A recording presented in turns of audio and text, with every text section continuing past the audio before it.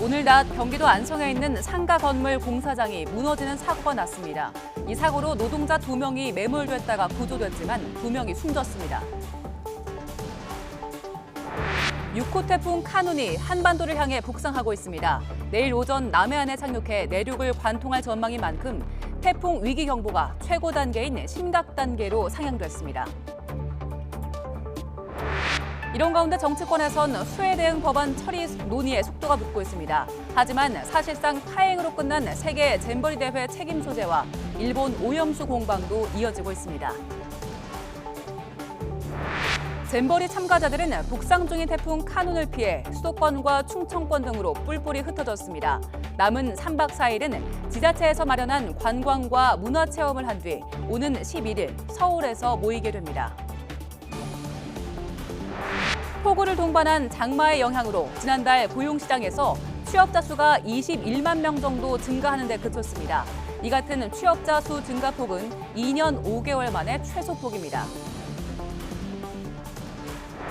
지난달 YTN이 단독 보도로 전해드렸던 기아 전기차 EV9의 주행 중 동력 상실과 관련해 기아가 후속 조치에 나섰습니다. 현재까지 생산한 EV9 차량을 모두 자발적 시정 조치, 리콜하기로 결정했습니다. 더 뉴스 이어갑니다. 제6호 태풍 카눈이 한반도를 향해 북상하고 있습니다. 내일 오전 남해안에 상륙해서 내륙을 관통할 걸로 보여 큰 피해가 우려됩니다. 태풍 위기 경보가 최고 단계인 심각 단계로 상향됐습니다. 취재기자 연결해서 자세한 태풍 상황과 전망 알아봅니다. 정혜은 기자. 네, 정혜은입니다. 네, 태풍의 현재 위치, 강도 그리고 진로까지 짚어주시죠. 네, 현재 태풍은 일본 규슈 남서쪽 해상에서 북서진하고 있습니다. 중심 부근에는 초속 35m의 돌풍을 동반하고 있고요. 그리고 강한 태풍의 세력을 그대로 유지한 채 북서진 중입니다. 특히 태풍의 위험 반원에 든 규슈 쪽으로는 오늘 새벽부터 강한 비바람이 몰아치고 있는데요. 순간 최대 풍속 초속 40.3m의 돌풍이 기록됐고 규슈 남부 지역을 중심으로는 시간당 50mm 안팎의 폭우가 쏟아지기도 했습니다. 1만 가구가 정전 피해를 입었고 40만 명이 대피했고요. 신칸센도 운행이 중단됐습니다. 우리나라도 점차 태풍 영향권에 들고 있습니다. 현재 남해 먼바다와 제주도부터 태풍의 영향을 받고 있는 건데요. 남해 먼바다를 중심으로 현재 보시는 것처럼 태풍 경보와 주의보가 발령 중이고 제주도에도 오늘 오전 11시부터 태풍 주의보가 확대 발령됐습니다. 태풍은 앞으로 계속해서 북상을 할 것으로 예상이 됩니다. 내일 오전 9시쯤에는 경남 남해안 부근에 상륙할 것으로 예상이 되고요. 이후 계속 북상해서 중부 내륙을 통과한 뒤에 수도권을 강타할 것으로 보입니다. 모레 새벽쯤에는 북한 지방까지 진출하겠습니다. 네, 태풍이 내일 상륙하고 내륙을 관통하는 과정에서 비와 바람은 어느 정도나 강할까요? 네, 태풍이 내륙을 통과하면서 전국이 태풍의 직접 영향권에 들 것으로 예상이 됩니다. 보시는 것처럼 파란색으로 표시된 것이 강풍 반경인데요. 위험 반원인 영동과 영남 지방을 중심으로는 더 강한 비바람이 우려되고 있어서 주의가 필요한 상황입니다. 우선 영동 지방에는 최고 600mm, 영남에도 최고 400mm의 물폭탄이 쏟아지겠습니다. 그 밖에 서울을 비롯한 내륙에도 최고 200mm의 큰 비가 예상됩니다. 바람은 영남 해안에 초속 40m 정도로 가장 강하겠고 영동과 영남 내륙 또 제주도에도 초속 25에서 35m의 폭풍급 바람이 불겠습니다. 그 밖에 내륙에도 최고 초속 25에서 30m 정도의 강한 바람이 예상됩니다. 이번 태풍은 특히 한반도를 정중앙에서 남북으로 관통한다는 점에서 무척 이례적입니다. 과거 100여 년간의 태풍 사례에서 찾아볼 수 없을 정도의 사상 초유 내륙 관통 태풍입니다. 전국적으로 큰 피해가 우려되는 만큼 철저한 대비가 필요합니다. 지금까지 문화생활과학부에서 YTN 정혜윤입니다.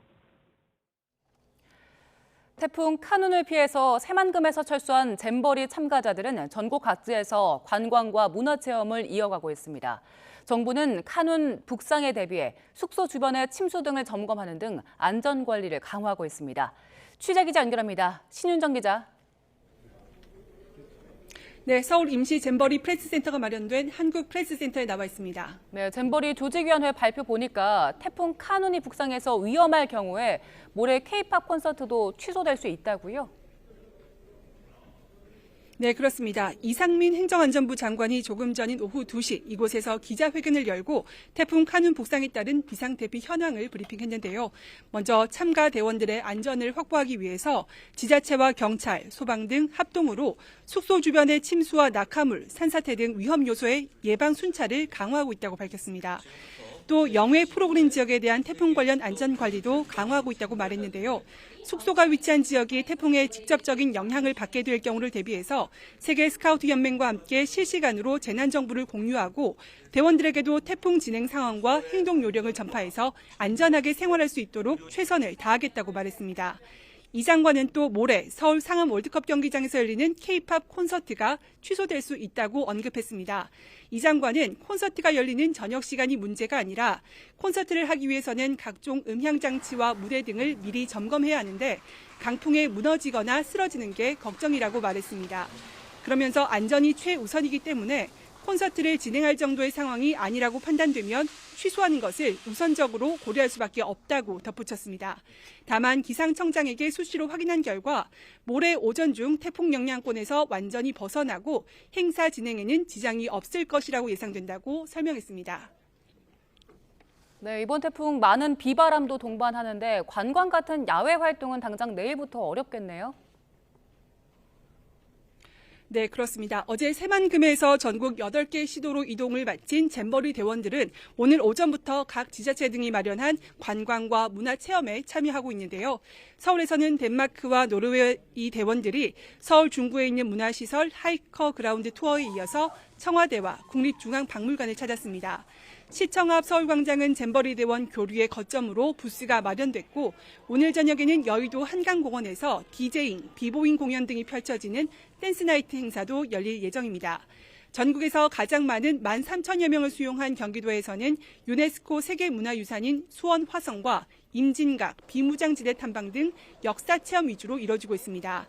이 밖에도 보령 머드 체험과 순창 고추장 만들기, 풍물놀이 등 전통놀이 체험까지 우리 문화를 경험할 각종 프로그램이 진행되고 있습니다. 다만 태풍 카눈이 북상하고 있어서 내일부터는 야외 프로그램은 대부분 취소되고 실내에 머물게 됩니다. 이상민 장관은 내일은 영해 활동은 절대 안 될 것으로 본다며 각 단체장 주도로 다도 등 전통 문화를 체험할 수 있는 실내 프로그램을 융통성 있게 만들어 진행하지 않을까 싶다고 설명했습니다. 지금까지 한국프레스센터에서 YTN 신윤정입니다. 오늘 오후 12시 45분쯤 전남 순천시 서면 청소년 수련원 입구 도로에서 새만금 세계 잼버리 스위스 참가자들을 태운 버스와 시내버스가 충돌했습니다. 이 사고로 스위스 국적 참가자 3명을 비롯해 두 버스 운전자와 시내버스 탑승자 등 총 9명이 경상을 입어 병원에서 치료를 받고 있습니다. 사고가 난 잼버리 참가자 수송버스는 순천시 청소년 수련원 야영장에서 1박을 한 스위스 국적 대원들을 데리고 서울로 이동하던 중이었습니다. 어제 새만금 잼버리를 조기 퇴영한 스위스 참가자들은 서울에 숙소가 마련되지 않아서 급하게 전남 순천의 수련원을 찾았던 걸로 전해졌습니다. 오늘 오전 경기도 안성에 있는 상가 건물 공사장에서 붕괴 사고가 발생했습니다. 노동자들이 다쳤습니다. 지금까지 2명이 숨졌고 4명이 부상을 당했습니다. 사고 현장에 YTN 취재진이 드론 촬영 장비를 가지고 조금 전 도착했는데요. 취재기자 연결해서 자세한 상황 알아보겠습니다. 박정현 기자. 네, 경기 안성시 사고 현장입니다. 네, 지금 사고 현장 어떤 상태인지 그리고 인명피해 상황 짚어주시죠. 네, 이곳은 경기 안성시 옥산동의 상가 건물 신축 공사 현장입니다. 이곳에서 붕괴 사고가 발생한 건데요. 현재 공사장 주변은 펜스가 쳐져 출입이 철저히 통제되고 있고 경찰과 고용노동부 등 관계자들이 현장을 살피고 있습니다. 잠시 저희 드론 화면 함께 살펴보시겠습니다. 사고가 난 공사장 안쪽입니다. 보시다시피 철근이 우지끈 부러져 있습니다. 그 밑으론 시멘트와 함께 여기에 파묻힌 각종 공사 자재들이 어지럽게 널브러져 있습니다. 공사 현장 관계자들 말로는 시멘트 타설 작업 중 설치하는 지지대라고 하는데 무게를 견디지 못하고 무너진 게 아닌지 의심되는 상황입니다. 사고가 발생한 건 오전 11시 50분쯤입니다. 당시 현장에서는 9층에서 바닥 시멘트 타설 작업이 진행 중이었습니다. 그런데 이 바닥이 무너져 내리면서 8층으로 주저앉았고 작업하던 노동자들이 깔리는 등 다친 겁니다. 매몰된 노동자는 8층에서 일하던 외국인 2명인 것으로 잠정 파악됐는데 심정지 상태로 발견됐다가 병원에 옮겨졌지만 결국 숨졌습니다. 모두 베트남 국적으로 각각 29살과 30살로 파악됐습니다. 이외에도 노동자 4명이 부상을 입고 치료를 받고 있습니다. 사고가 난 건물은 지상 9층, 지하 2층 규모로 지난 2월 말 착공했습니다. 내년 5월 완공 예정이었는데요. 경찰과 소방당국은 현장에 추가 붕괴 위험이 있다고 보고 상황을 예의주시하고 있습니다. 경찰과 노동당국은 현장 관계자 등을 상대로 정확한 사고 경위와 안전수칙 준수 여부 등을 조사할 방침입니다. 지금까지 경기 안성시 사고 현장에서 YTN 박정현입니다. 지난달 YTN의 단독 보도로 알려진 기아 전기차 EV9 주행 중 동력 상실과 관련해 기아가 지금까지 생산한 EV9 차량을 전량 리콜합니다. 운전자의 안전을 위협할 수 있는 제작 결함이 드러났습니다. 최기성 기자입니다. 도로를 달리던 기아 EV9 차량이 아무 조작도 하지 않았는데 갑자기 멈춥니다. 배터리는 76% 남았지만 방전할 때까지 시동이 꺼지지도 다시 걸리지도 않습니다. 보도 이후 조사에 착수한 국토부는 안전상 문제가 있다면서 제작 결함이 발견됐다고 밝혔습니다. 국토부도 차가 서버리는 현상을 중대 결함으로 판단한 겁니다. EV9 동력 상실 원인은 제어장치 소프트웨어 설계 오류로 파악됐습니다. 통신 불량이 발생하면 전원 공급이 차단돼 주행 중 차량이 멈출 수 있는 결함입니다. 지난 5월부터 최근까지 제작한 EV9 차량 전체가 리콜 대상입니다. 현재까지 판매된 2,500여 대와 판매되지 않은 5,800여 대를 포함해 모두 8,300여 대입니다. 6월 처음 국내 판매를 시작한 EV9 한 대 가격은 7천만 원에서 8천만 원대입니다. 기아가 도로 위 멈춤 현상을 겪은 차량을 새 차량으로 바꿔준 사실도 확인됐습니다. 운전자는 이달 초 무상 교환으로 EV9 신차를 인수했다고 취재진에게 말했습니다. 현대차 기아는 문제 발생 차량을 분석해 세부 원인을 파악하는 작업을 벌이고 있습니다. 지난달부터 YTN은 현대차 기아 제작 전기차종에서 주행 중 동력 상실 현상이 발생했다는 사실을 연속 보도했습니다. YTN 최기성입니다.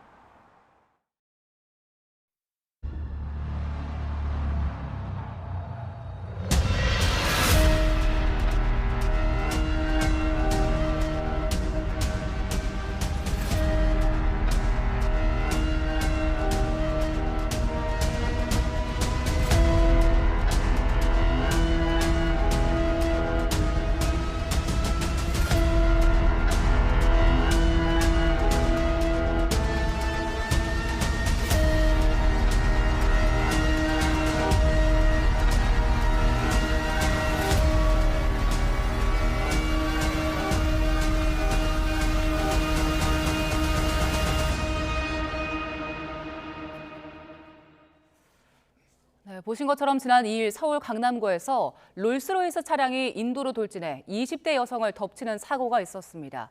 피해자는 아직도 의식이 없는 상태인데요. 경찰이 사고가 난 지 일주일 만인 오늘 운전자에 대한 구속영장을 신청했습니다. 하지만 뒤늦은 조치란 비판이 일고 있는데 이유가 뭘까요? 당시 이 차량을 운전자 20대 남성 A씨 현행범으로 체포가 된 뒤에 경찰서에서 받은 마약간이 시약 검사에서 케타민 양성 반응이 나왔습니다. 그런데도 변호사의 신원 보증으로 유치장 구금 17시간 만에 풀려났습니다. 그러면서 마약 운전 피해자를 석방한 게 아니냐며 논란이 일었는데요. 수액을 놨을 때 케타민을 썼다면 그 케타민 양이 있을 거 아니에요. 예. 그러니까 그 어떤 치료 목적에 정확하게 맞는 도수가 있을 건데 지금 이 운전자는 그 이후에 운전했음에도 불구하고 케타민의 양이 운전하기 어려울 정도의 수준이었다면 어떤 느낌이 드세요? 이거 좀 과용해서 많은 양을 투약했는 거 아니냐? 이게 1번의 의심일 수 있고 국민들이 진짜 염장 지르는 것도 아니고 이렇게 얘기하잖아요. 변호사가 신원 보정했다? 에이, 변호사가 신원 보정한다고 만약 구속이 안 되면 그거는 정말로 잘못되는 거죠. 네, 그런데 A씨가 사고 당일 케타민은 물론이고 다른 약물까지 투약했던 사실이 드러났습니다. 국립과학수사연구원의 마약 정밀검사 결과가 나온 건데요. 간이검사에서 양성 반응이 나온 케타민을 포함해서 모두 7가지의 향정신성 의약품 선출이 청본이 검출됐습니다. 사고 당일에 투약한 약물만 케타민 이외에도 2가지가 더 있었던 걸로 조사됐습니다. 당초 약물 투약 혐의를 부인하던 A씨는 경찰이 행적을 추적하자 뒤늦게 투약 사실을 시인했고요. 투약한 병원 측에서도 관련 사실을 인정한 걸로 드러났습니다. 경찰은 일단 위험운전 치상 등의 혐의로 A씨에 대한 구속영장을 신청했습니다. 경찰은 A씨의 모발에 대한 마약 정밀 검사 결과가 추가로 나오면 의사 처방을 받지 않은 약물 투약 사실이 있는지도 조사한다는 계획입니다. 지난달 폭우를 동반한 장마가 고용시장에도 타격을 줬습니다. 지난달 취업자 수가 1년 전에 비해 21만 명 정도 증가하는 데 그쳐서 2년 5개월 만에 최소 증가폭을 보였습니다. 이승은 기자의 보도입니다.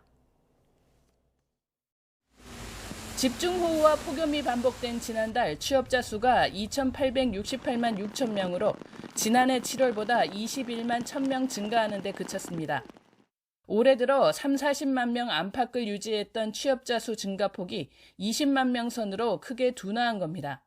지난 2021년 2월 이후 29개월 만에 최소폭입니다. 날씨 영향을 많이 받는 일용직 감소세가 두드러졌습니다. 상용 근로자가 크게 증가했지만 일용 근로자는 18만 8천 명, 임시 근로자는 14만 4천 명 줄었습니다. 경기 영향을 받아온 제조업과 건설업 감소세도 이어졌습니다. 제조업에서 3만 5천 명 줄어 7달째 감소세를 보였고 건설업에서 4만 명 넘게 줄어서 8달째 감소세를 이어갔습니다. 농림어업에서도 4만 2천 명 줄었습니다. 이에 따라 남성 취업자 수가 3만 5천 명 줄면서 2년 5개월 만에 처음 감소세로 돌아섰습니다. 반면 돌봄 수요 증가와 외부 활동 증가로 보건업과 사회복지 서비스업, 숙박, 음식점업 고용이 늘어 여성 고용이 활발해졌습니다.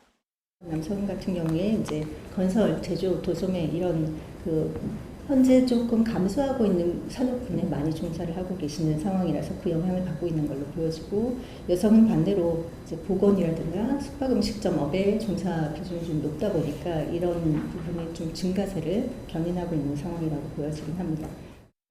같은 달 대비 고용률 역대 최고, 실업률 역대 최저 행진은 이어졌지만 청년층 고용 악화는 여전합니다. 15살에서 29살까지 청년층 취업자 수는 13만 8천 명 줄어 9달째 감소했습니다. 40대 취업자도 6만 1,000명이 감소해 13개월째 감소세가 이어졌습니다. 기획재정부는 8월에도 폭염과 태풍 등으로 취업자 증가폭이 제약될 것이라며 수출과 투자 활성화로 양질의 일자리 창출에 주력하겠다고 밝혔습니다. YTN 이승은입니다.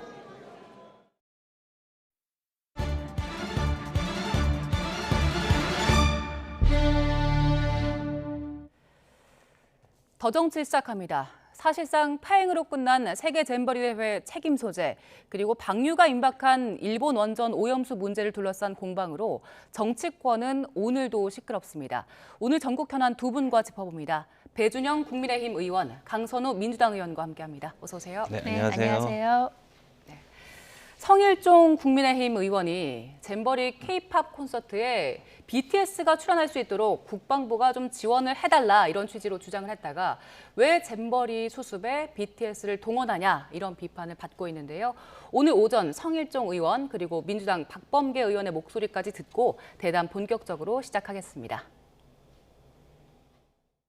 한국에 대한 아름다운 추억, 잊지 못할 이런 자산을 좀 만들어가는데 도움을 줬으면 좋겠다 이렇게 요청을 한 건데 군대 보낼 때는 언제고 또 이러한 잼버리 대회에서 문제가 나오니까 수습을 BTS 보고 하라고 하느냐 이런 부분에 대해서 좀 섭섭해하시는 것 같은데 사실 BTS의 병역 면제에 대해서 20대, 21대 법안을 내고 군을 면제하자라고 했던 의원이 바로 제가 한 겁니다. 골든타임이 아직 있다고 생각하십니까? 그 골든타임을 BTS를 출연시켜서 그 만회를 할 수 있는 문제라고 생각합니까? 또 BTS에 그 입대돼 있는 그 2명의 병사들을 과연 출연시킬 수 있는 그러한 권한과 자격 할 수 있는 겁니까? 왜 이런데 여기에 이렇게 강제로 동원하려고 하는지 그것이야말로 병영국가와 다를 바 없는 참으로 기가 막힌 사태가 지금 벌어진다고 저는 생각을 합니다. 네, 세계 잼버리 대회 마지막까지 좀 말도 많고 탈도 많은데요. 이번에는 국민의힘 성일종 의원이 BTS가 잼버리 대회에서 공연을 할 수 있게 해달라 요청을 한 것을 두고 지금 아미들이 강하게 반발을 하고 있습니다. 왜 정치인들이 망친 행사를 다른 사람이 해결을 해야 하냐, 뭐 이런 이야기들 하고 있는데 일단 당내에서 어떤 이야기 하고 있습니까? 네, 뭐 앵커께서도 사실상 파행이라고 그러셨는데 지금 뭐 4만여 명이 다 행사장을 떠났습니다.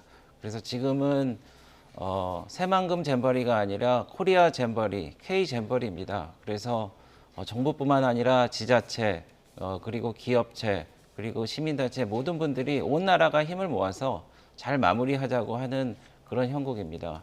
그리고 이 155개국의 4만 명이 넘는 사람들이 결국은 우리나라에서 환대를 받고 자기 나라로 돌아가지 않겠습니까? 그래서 이런 정말 어려운 행사를 유치해서 유종의 미를 거두자라는 게 저희 정부의 생각이고 정부 여당의 생각입니다. 그런데 우리 이 K 이 잼버리가 성공을 하려면은 저희가 킬러 콘텐츠를 내보이면은 그게 참석자들한테 가장 좋은 반응을 줄 것이라는 예상은 쉽게 할 수 있습니다. 그래서 성일종 의원님이 개인적인 생각으로 이렇게 BTS가 나왔으면 좋겠다라는 국방부에 이런 말씀을 꼭 전달하는 것처럼 하셨는데, 그래서 제 생각에는 그 순서가 좀 잘못된 것 같습니다. 우리 온 국민이 뜻을 모아서 K 잼버리가 잘 되기를 바라는 마음이 전해지면은 소속사가 움직이고, 소속사에서는 다 멤버들을 모을 수 없으니까 그러면 국방부에 요청을 하면은 그 정부에서 풀어주는 방법으로 갔어야 되는데 좀 순서가 바뀌고 그랬는데 우리 K 잼버리가 잘 돼야 된다는 거는 그 진정성을 다 인정을 해줘야 된다고 생각을 하고 있고요. 한편으로는 제가 좀 아쉽습니다. 지금 민주당에서도 우리 대변인께서 나오셔서 성공적인 마무리를 하기 위해서 민주당에서도 최대한 협조하겠다고 했는데, 방금 박범계 의원님 말씀하셨다시피 비난만 하지 아무것도 도와주지 않습니다. 그리고 이재명 대표도 행사장에 가보신 적도 없고 어떤 거를 도와주겠다고 일체 하신 말씀이 없어요.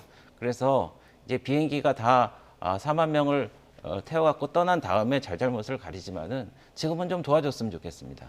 네, 좀 도와줬으면 좋겠다 이런 말씀 주셨고, 지금 이게 뭐 BTS나 소속사 측의 양해를 구했는지 봤더니 그것도 아니긴 하더라고요. 지금 BTS 멤버 2명은 군복무하고 있고 또 1명은 또 솔로 앨범 준비 중이라서 다 각자 개인의 활동을 하고 있는 상황이어서 더 비판이 큰 상황인 것 같은데, 일단 민주당에서는 이게 BTS가 뭐 정부의 전속 가수냐 이런 비판하고 있더라고요. 그 의원님 말씀 주셨던 것처럼 이게 일의 순서나 실무적인 문제는 아닌 것 같아요. 저는 이 기본적인 개념, 발상이 정말로 너무나 천박하다는 생각이 듭니다. 전체주의 국가에서나 좀 생각해봄직한, 가능할 수 있는 일이에요. 그리고 전체주의 국가라고 해도, 가정한다고 해도 BTS 같은 그런 세계적인 아티스트들을 이렇게 취급할 수 있을까? 저는 의문이거든요. 이 아티스트들이 공연을 하는 것은 정말 예술품 하나를 내놓는 거예요. 그리고 그걸로 인해서 이제 팬분들께, 그리고 국민 여러분들께, 그 공연을 보시는 분들께 기쁨을 드리는 거죠. 그런데 한 며칠 전에 갑자기 공연 준비해라는 식으로 이렇게, 또 국방위원이니까 군대에 가 있는 그런 멤버들한테 이런 이야기를 하는 게 이게 지금 2023년에 할 수 있는 생각입니까? 그리고 윤석열 정부가 무능하고, 그리고 책임을 지지 못해가지고 잼버리가 지금 파행으로 갔는데, 이걸 가지고 민간 그리고 학교 여러 가지 기업들한테 지금 수습을 하라고 하고 있는 게 이게 책임 있는 정부의 자세인가요? 저는 이게 실무의 문제도 아니고 일의 순서의 문제도 아니라고 봐요. 가지고 있는 그런 기본 개념의 문제라고 생각하고요. 그리고 성일종 의원께서 본인이 그렇게 잘못된 생각을 하셨고 잘못된 사고를 하셨으면 사과를 하셔야죠. 그런데 뭐라고 하셨냐면, 나는 아무것도 잘못한 게 없는데 아미들이 오해했다고 하셨어요. 아미들이 무슨 오해를 했습니까, 지금? 예, 알겠습니다. 자, 그리고 김현숙 장관의 발언도 도마 위에 올랐습니다. 김현숙 장관의 발언을 좀 보겠습니다. 오히려 위기 대응 통해서 우리 대한민국의 역량을 전 세계에 보여주는 시점이라고 생각한다. 그리고 부산 엑스포 지금 유치하기 위해서 다들 열심히 뛰고 있지 않습니까? 근데 그 유치 영향 우려에 대해서도 영향을 주지 않을 것이다 이런 얘기를 했는데, 대통령실에서 잼버리 사태와 관련해서 행사 끝난 뒤에 여성가족부 감찰 검토도 한다고 하더라고요. 일단 이 발언 어떻게 들으셨어요?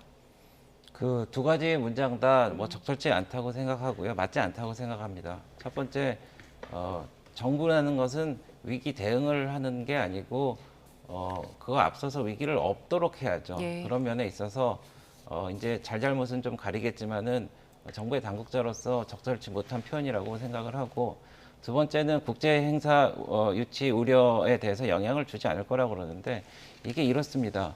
지금 155개국의 그 14세에서 18세인가요? 이 청년들이 본국으로 돌아가면은 그게 여론이 됩니다. 그러면 저희가 이제 엑스포 유치를 위해서 지금 온 나라가 뛰고 있는데 그게 영향이 없겠습니까? 그렇기 때문에 제가 민주당한테 다시 호소하는 거는 이 155개국의 이 4만 명이 넘는 말하자면은 그 엑스포에 투표를 할 수 있는 나라의 국민들이 정말 우리나라에서 환대를 받고 갔고 엑스포도 유치할 수 있을 만큼 저력이 있었는데 폭염이나 매립지나 뭐 이런 것 때문에 그 초반에는 좋지 않았지만은 결국엔 기분 좋게 가서 정말 이 나라가 훌륭하다는 걸 해야지 우리가 엑스포도 유치할 수 있고 우리나라의 국익에 도움이 된다고 생각합니다. 그리고 BTS를 덜렁 불러내는 거는 저도 원치 않습니다. 아미들이 제일 싫어하는 거예요. 그래서 정치인들은 사실 연예인에 대해서 거론조차 하는 것을 금기시해야 된다고 저는 생각을 합니다. 근데 문재인 정부 때는 유엔에서 이런저런 종전 관련 뭐 연설한다 이런저런 거 하고 다 데리고 다니면서 또 다 시켰잖아요. 그러니까 그거는 국익이고 이거는 국익이 아니다라고 그런 단순 논리적으로 나눌 수는 없다고 생각하고 있고요. 다시 말하지만은 국익을 위해서 힘을 합쳐야 된다고 생각합니다. 네, 11일에 이제 폐영식을 하고 대회가 마무리되면 그때부터는 이제 잼버리 사태를 두고 책임을 누가 질 것이냐 이 부분에 대해서 이제 조사가 들어갈 텐데 뭐 지금 수사, 국정조사 이야기까지 나오더라고요. 민주당에서는 지금 윤석열 대통령 사과해라 이런 주장하고 있던데 어떻습니까? 그렇죠. 그 앞서 조금 말씀을 드리자면은 그 문재인 정부에서 문재인 정부의 무능으로 인해서 벌어진 사태를 수습하라고 BTS에게 시킨 적이 없습니다. 그 말씀 먼저 드리고요. 그 잼버리 대회 끝나고 나면은 책임 소재를 분명히 가려야겠죠.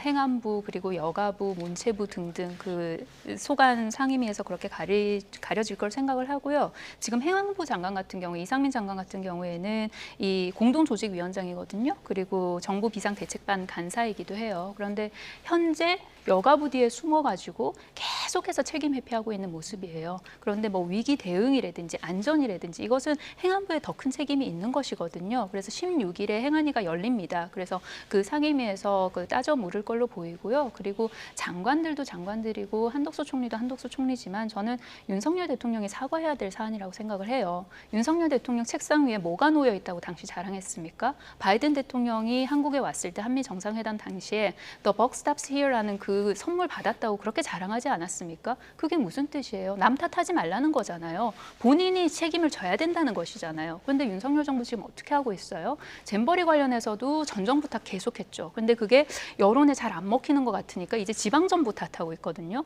아니 이 잼버리 대회가 무슨 전북이랑 전라북도의 그 자매 도시랑 결연을 맺어가지고 서로 무슨 뭐 초청한 그런 대회냐고요. 대한민국 정부의 책임이에요. 지금 대한민국 역사상 최악의 정말 행사가 될 거라는 것들 다들 알고 계신 거 아니겠습니까? 그리고 외신의 보도를 보면은 지금 뭐 프랑스, 독일, 영국, 미국 할 것 없이 정말로 이게 정말 악몽이었다. 그리고 참가자들 인터뷰도 그대로 생생하게 다 전해지고 있거든요. 윤석열 정부는 이 여기에 대해서 책임지고 사과할 뿐만이 아니라 그리고 이게 국제소송전으로 비화될 우려도 있어요. 관련해가지고도 아마 대비를 하셔야 될 거예요. 네, 알겠습니다. 저도 좀 한 말씀을 드려야 될 텐데 저도 보이스카웃을 했었습니다. 그래서 그 매립지에서 야영을 했는데 비가 많이 와서 텐트도 둥둥 뜨고 화장실을 비롯해서 모든 게 다 떴어요. 그러니까 매립지에서 사실 잼버리를 한다는 거는 굉장히 악수를 둔 겁니다. 근데 2년 전 8월 달에 그 한 환경단체에서 지금 공동조직위원장을 맡고 있는 민주당 김윤덕 의원님한테 질의를 했습니다. 이미 새만금에 그 매립을 많이 해갖고 굳어진 땅들이 많은데 왜 하필 마지막 남은 갯벌을 메워갖고 거기를 할 거냐 이렇게 하니까 그 당시에 김윤덕 의원이 그때 새만금 청장도 같은 취지의 발언을 했는데 떡 본 김에 제사 지내는 겁니다. 이렇게 얘기했습니다. 4만 3천 명의 잼버리 대원들이 떡입니까? 그래서 제사를 꼭 지내야 되는 겁니까? 1982년도에 무주에서 100억도 안 되는 돈으로 성공적으로 치렀습니다. 근데 왜 이런 잼버리라는 행사를 학생들을 이렇게 전북의 어떤 발전을 위한 도구로 삼느냐 이런 겁니다. 그래서 그런 근원적인 원인은 아마 이제 다시 밝혀질 텐데 민주당도 절대 떳떳하지 못하다고 생각합니다. 예. 전 정부, 현 정부 책임은 이제 행사가 모두 끝난 뒤에 가려져야 될 것 같고요. 저희 주제를 좀 바꿔보겠습니다. 일본이 후쿠시마 원전 오염수를 이달 말쯤에 방류할 거다 이런 전망 나오면서 지금 국회에서도 공방이 재점화되고 있습니다. 민주당이 이제 유엔 인권이사회에 진정하는 방안도 생각을 하고 있는 겁니까? 네, 생각하고 있고요. 예. 그 사실 야당으로서 이런 어떤 정부의 그런 외교 정책이나 이런 거 결정 관련돼 가지고 뭔가 의사 결정을 바꿔볼 수 있는 룸이 굉장히 적습니다. 그러니까 예를 들어서 후쿠시마 오염수 같은 경우에도 국제해양재판소에 제소를 해보려고 해도 그 제소를 해야 되는 주체가 정부예요. 예. 그래서 민주당이 할 수 없는 일이고요. 그러면 민주당이 야당으로서 할 수 있는 일이 뭐가 있을까? 그래서 찾아내서 다 해야 되는 것이죠. 그래서 유엔 인권 이사회 진정서를 내는 거, 그거 이제 관련해서 서명을 한 것이고요. 그리고 특히 이제 오는 18일인가요? 그 미국에서 한미일 정상회담이 열리지 않습니까? 그 이후에 이제 구체적인 그런 방류 시기에 대한 최종 결정이 있을 거라는 그런 관측이 많습니다. 그래서 그 정말로 방류가 시작될 게 얼마 남지 않았다. 그렇기 때문에 민주당 입장으로서는 국제기구든 어디든 해볼 수 있는 모든 행동을 해야죠. 그리고 그 행동을 함에 있어서 동력은 그 국민의 여론으로부터 얻어야 되는 것이고요. 그리고 앞서서 그 잼버리 관련해 가지고 그 영지의 위치에 대해 가지고 민주당 탓을 또 하셨는데, 네네, 그거 관련해 가지고 그렇게 말씀해 주셨는데 그게 그렇게 부적절하거나 아니면은 그 최적의 영지가 아니라는 그런 생각을 했으면 16개월 동안 윤석열 정부 뭐 했습니까? 한 달 만에 열린 거 아니지 않습니까? 예, 알겠습니다. 어제 민주당 오염수 간담회가 열렸는데 거기에 8살 어린이가 등장을 했습니다. 어린이 활동가로 소개가 되는데 국민의힘에서는 이런 비판했습니다. 어린이 활동가 선전산동에 이용한다. 그리고 뭐 김기현 대표는 아동학대는 저열하다 이런 비판까지 했는데요. 어제 상황 어떻게 보셨어요? 민주당이 좀 심했죠. 6살짜리 어린애를 불러내서 그거를 정치적으로 이용한다는 거는 민주당이 만든 그 학생 인권 조례라든지 그런 정신에 전혀 어긋나는 거라고 생각을 합니다. 그리고 사실 이 괴담 정치가 벌써 여러 차례인데요. 사실 광우병이라고 그래서 뇌송송 구멍차기라고 그랬고 또 사드 사태 때 참외가 썩는다고 그랬고 지금 이 후쿠시마 원전수 괴담으로 지금 전국의 그 수산시장이 초토화됐습니다. 그래서 지금 수산시장이 전부 다 손 놓고 있고 소금값이 3배 이상 오르고 그때 사드 사태 때도 그 썩는다고 그래갖고 전국의 참외 80%가 성주에서 나는데요. 30%가 폭락을 해갖고 수백억이 농민들이 손해봤습니다. 그렇게 이제 민생 경제를 망치고 저렇게 어린애들을 괴담 정치에 이용하고 이런 건 안 된다고 생각을 합니다. 그리고 후쿠시마 원전수 관련해서는 야당이 지금 말씀하시는데 IAEA가 UN 기구입니다. 그리고 IAEA가 그 UN의 related 말하자면은 기관인데 WTO도 마찬가지예요. 근데 UN에서 결정한 것을 UN에 또 제소한다? 그거 정말 뭐 이상한 거라고 저는 생각을 하고 있습니다. 네. 네.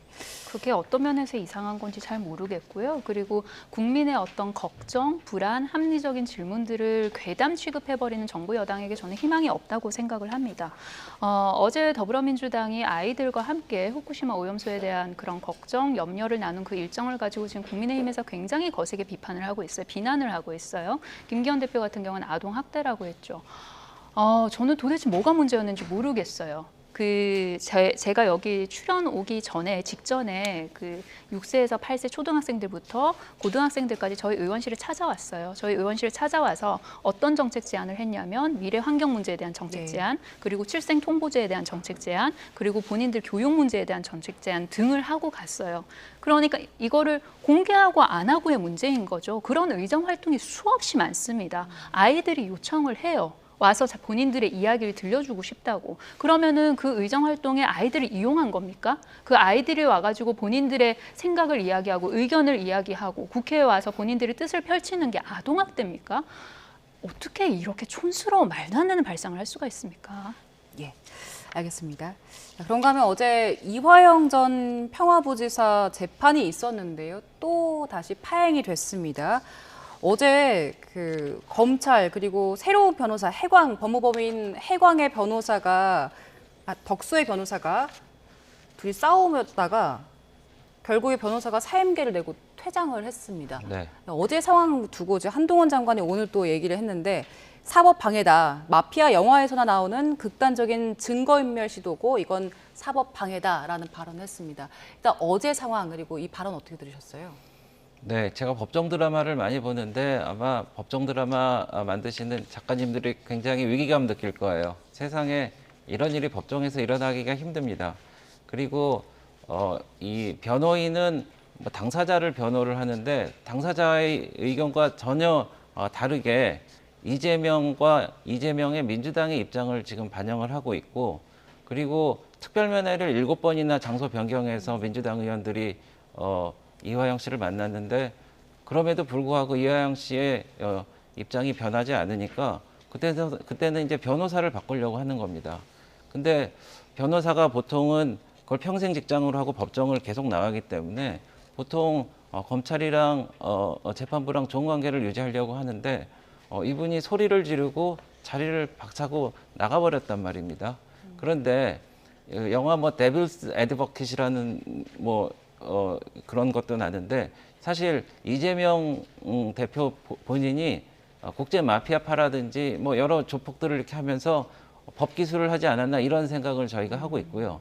그리고 이재명 대표가 대통령 후보로 나올 수 있었던 결정적인 그 계기가 그 김만배 씨라는 그 언론인이 권순일이라는 대법관을 무려 8차례 이렇게 개인적으로 접견을 해갖고 설득을 한 모양이죠. 그래서 권순일 씨가 의견을 바꿔갖고 대법원 판결이 뒤집어졌습니다. 그래서 결국 이재명 대표가 대통령 선거에 나올 수 있었죠. 그래서 이런 이상한 정황들이 우리 한동훈 법무장관이 말씀하셨다시피 이건 마피아 영화에서도 보기 힘든 진풍경을 지금 만들어내고 있는 것입니다.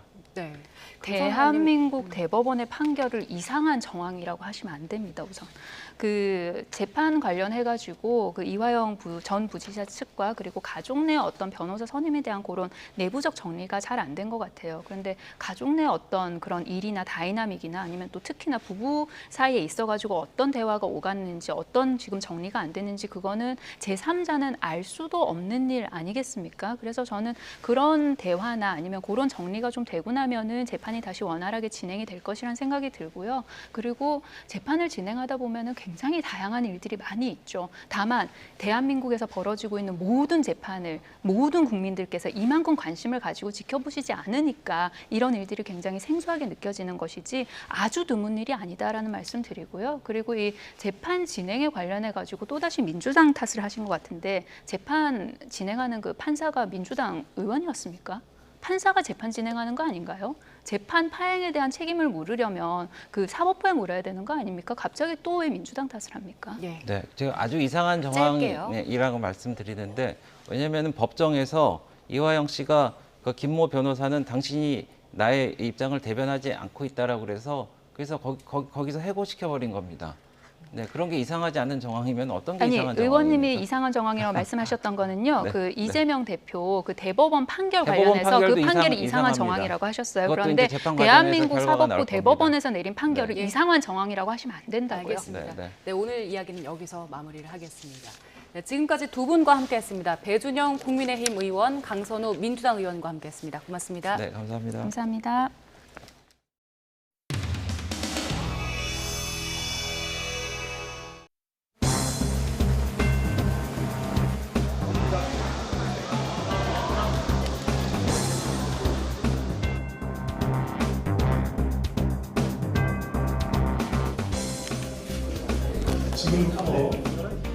모두 1014대의 버스가 각 행선지로 순차 출발하고 있습니다.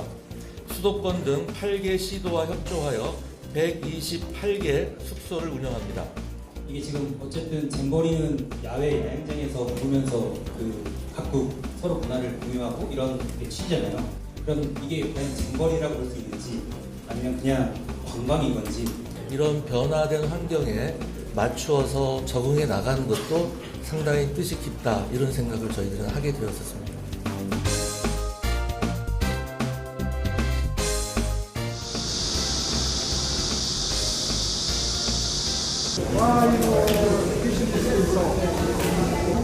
Street is the best place for your tour and enjoy shopping. I think you are very lucky. 저 근처라서 행운이라고 이야기한 게 저기 어디 멀리 있는 학교들도 많아요. 그러니까 뭐 여기저기 지금 분산해서 배치가 되니까 신경을 쓴 게 목욕 시설이 텐데. 좋네요.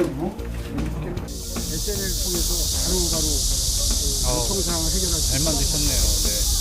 저희도 홍대마켓이나 빠르죠? 네, 정말 빠릅니다. 태풍으로 인한 조기 대응은 아쉽지만 안전이 가장 중요합니다. 75세 총리가 화장실 청소까지 하면서 대회 성공을 위해서 노력하고 있습니다. 더불어민주당도 대한민국 구성원이라면 국력 결집에 힘을 보태야 할 때입니다.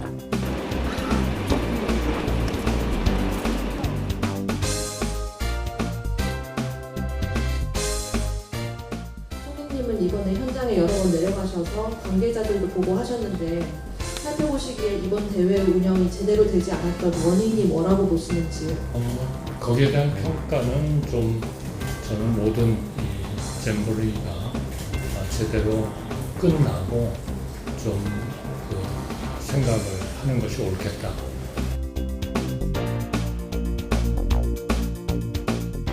윤석열 대통령은 오늘까지가 공식 휴가 일정입니다만 오늘 집무실로 출근을 해서 참모들과 회의를 가졌습니다. 대통령은 전 세계 150여 개국에서 모인 4만 5천 명의 스카우트 대원들은 고국으로 돌아가면 모두가 대한민국이 어떤 나라인가에 대해 얘기할 것이라면서 우리 국민 한 분 한 분이 대한민국의 홍보대사라는 마음으로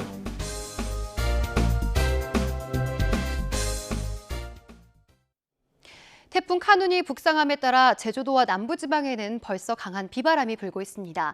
현재 태풍은 강한 세력을 유지한 채 서귀포 남동쪽 약 300km 부근 해상에서 느린 속도로 북상 중인데요. 태풍은 내일 오전 경남 남해안에 상륙한 뒤 내륙을 관통하겠고 수도권을 지나 북한으로 이동할 전망입니다.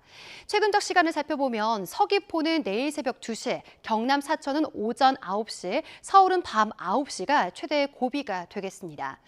태풍이 가까워지면서 제주 먼바다와 남해 동부 먼바다에는 태풍경보가, 제주 해상과 동해 남부 먼바다, 제주도와 거문도 초도에는 태풍주의보가 내려졌고요. 점차 그 밖에 해상과 내륙으로도 태풍특보가 확대되겠습니다. 비바람도 더욱 강해지겠습니다. 지금은 강원 남부와 충청 이남 곳곳으로 비가 내리고 있는데요. 점차 빗줄기가 굵어지면서 곳곳으로 시간당 40에서 60mm 이상, 영동은 시간당 60에서 100mm의 폭우가 쏟아질 수 있겠습니다. 비의 양도 강원 영동 많은 곳에는 최고 600mm 이상, 호남에는 최고 400mm의 물폭탄이 예상되고요. 호남과 제주 산간에는 최고 300mm 이상, 서울 등 내륙은 최고 200mm의 많은 비가 내리겠습니다. 폭우 속에 전남 남해안과 영남 해안에는 초속 40m, 그 밖의 지역은 초속 15에서 35m의 강풍까지 동반되겠습니다. 태풍 대비 철저하게 해주시고 위험 지역으로의 접근 자제해 주시기 바랍니다. 날씨였습니다. 더 뉴스 여기서 마칩니다. 고맙습니다.